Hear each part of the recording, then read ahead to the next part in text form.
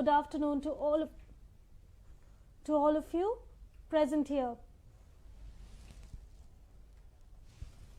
Today we have with us a very special guest and our very own Professor Ranjan Bandyopadhyay, Dean Atta. Hello. And the first question that I would like to ask you is, how do you write poetry? Do you wait for inspiration or do you just write? I will wait for inspiration, but inspiration comes quickly if I'm feeling passionate, if I'm feeling like I have something I really want to say.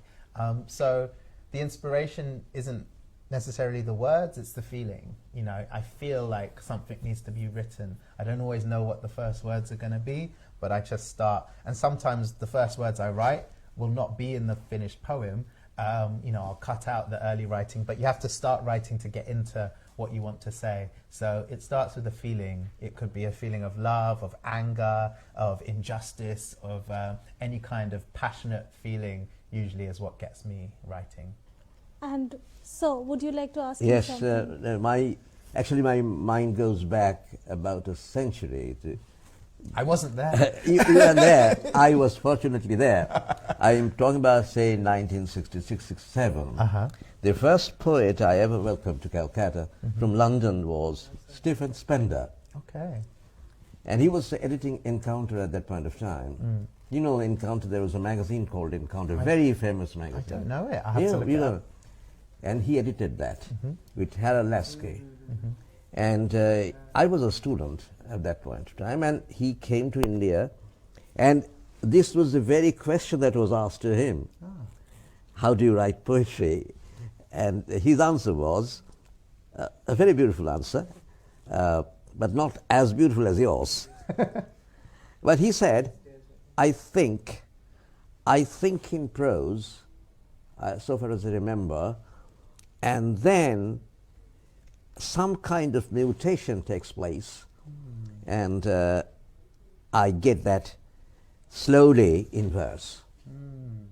That's what he said. Yeah.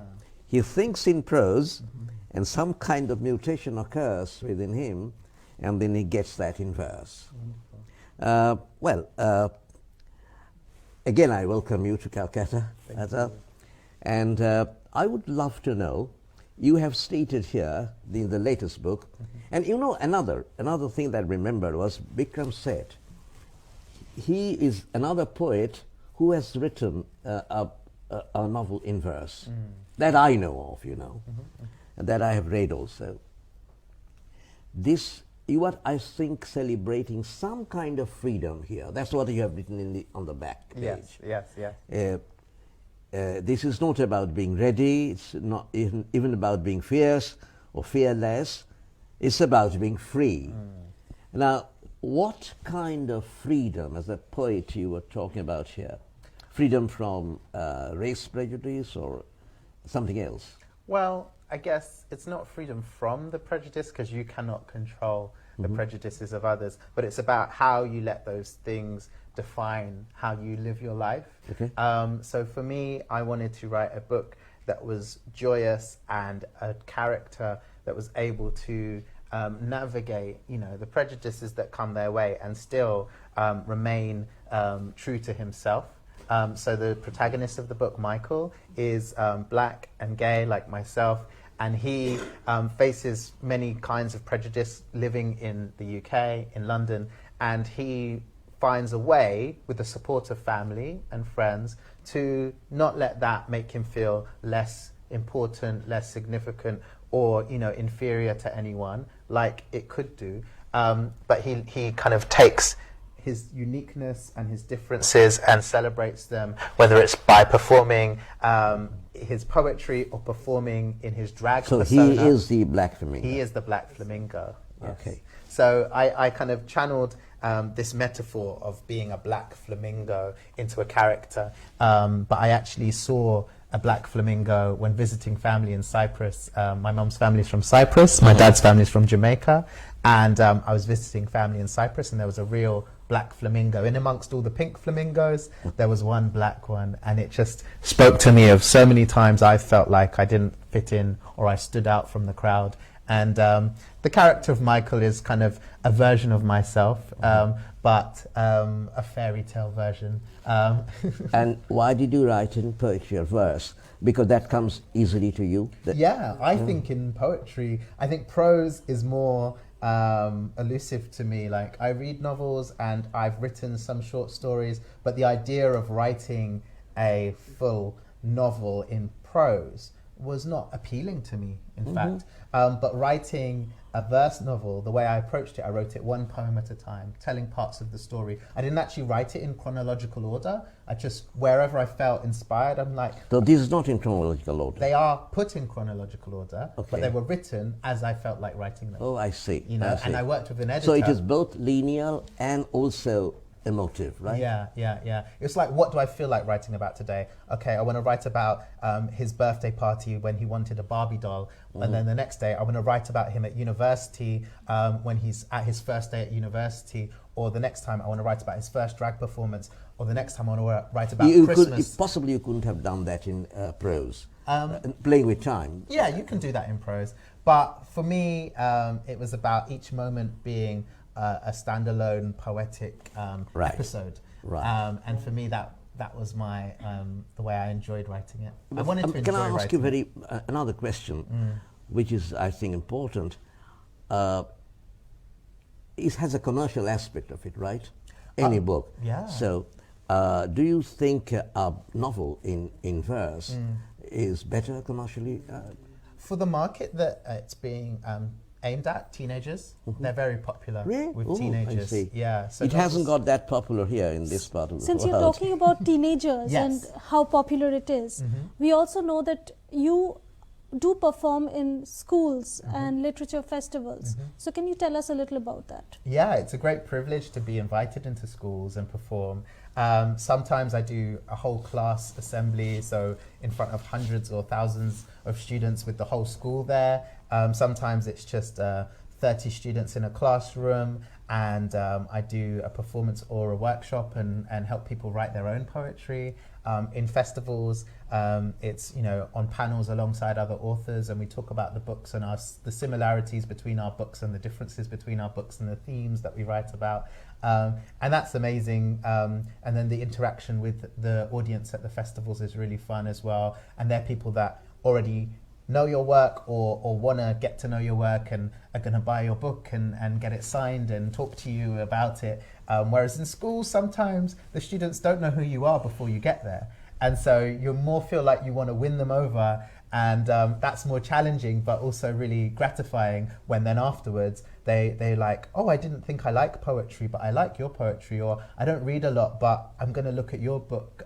When a student says that to me, or, you know, an LGBT student might come up to me and say, thank you for being here. You know, I feel safer now that my classmates heard you talk about being gay and they were okay with it. Feels like they're more okay with me. Like, I've had that kind of experience in schools, and that feels really wonderful. And teachers are so supportive.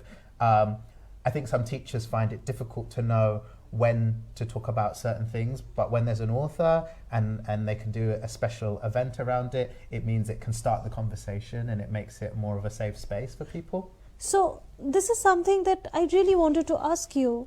Are you more comfortable writing poetry or performing it?